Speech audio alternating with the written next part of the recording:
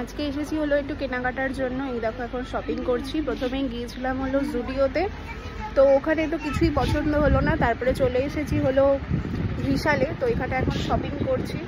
আর এখানে এসিও চলে না, কি গরম লাগছে বাপরে বাপ। কেনাকাটা হয়ে গেল, আর এখন যাবো হলো একটু ঘুরতে, দেখি কোথায় যাই। আর অনেক কিছু কিনেছি, আর কি কি কিনেছি তোমাদেরকে বাড়িতে গিয়ে দেখাবো।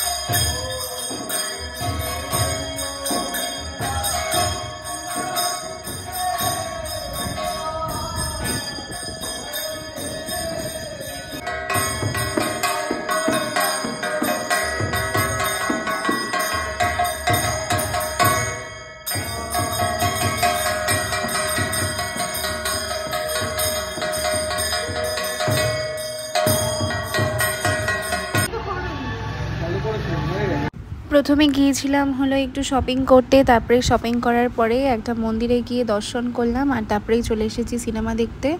তো আজকে সিনেমা দেখার কথা ছিল, কিন্তু লাস্ট মোমেন্টে ভাবছিলাম যে যাব না, তো ফাইনালি আবার এলাম। সিনেমা দেখতে এসেছি, কেউ নেই, পুরো ফাঁকা সিনেমা হলটা।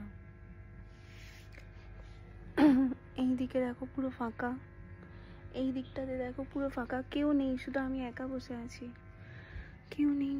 ও মাই গড, কেউ নেই। কিছুদিন আগে একটা সালমান খানের বই দেখতে এসেছিলাম, কি বাজে হয়েছিল সিনেমাটা, কি যেন নাম মনে পড়ছে না নামটা। তখন মোটে 3 জন ছিল সিনেমা হলে, 3 জন। আর আজকে শুধু আমি একা, দেখো কেউ নেই। আমার ভয় লাগছে, আমি একা একা, কেমন লাগছে জানি। দেখো পুরো ফাঁকা, জোরে কথা বলতেও জানি কেমন একটা লাগছে।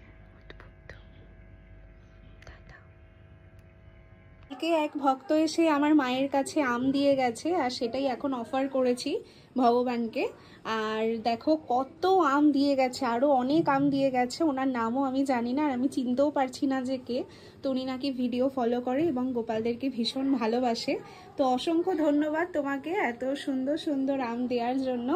তো রাধে রাধে সবাইকে, সবাই ভীষণ ভালো থেকো। তো আজকে সারাদিন এইভাবেই কাটালাম। ঘুরতে গিয়েছিলাম, সিনেমা দেখতে গিয়েছিলাম, কেনাকাটা করলাম। আর কি কি কেনাকাটা করেছি এখানে আর দেখাচ্ছি না, কারণ ওটা গিফটের জন্য পাঠাবো। তো যাই হোক, আর আজকে এরমভাবেই ভোগ নিবেদন দিয়েছিলাম, ঝিঙে পোস্ত আর পটল ভাজা, তারপরে বেগুন ভাজা, আর তার সাথে দিয়েছিলাম আম, এক ভক্ত পাঠিয়েছিল, আর তার সাথে দিয়েছিলাম হলো সয়াবিনের পাকোড়া। তো আজকের ভিডিওটা এইটুখানি, আবার দেখা হচ্ছে খুব শিগগিরই।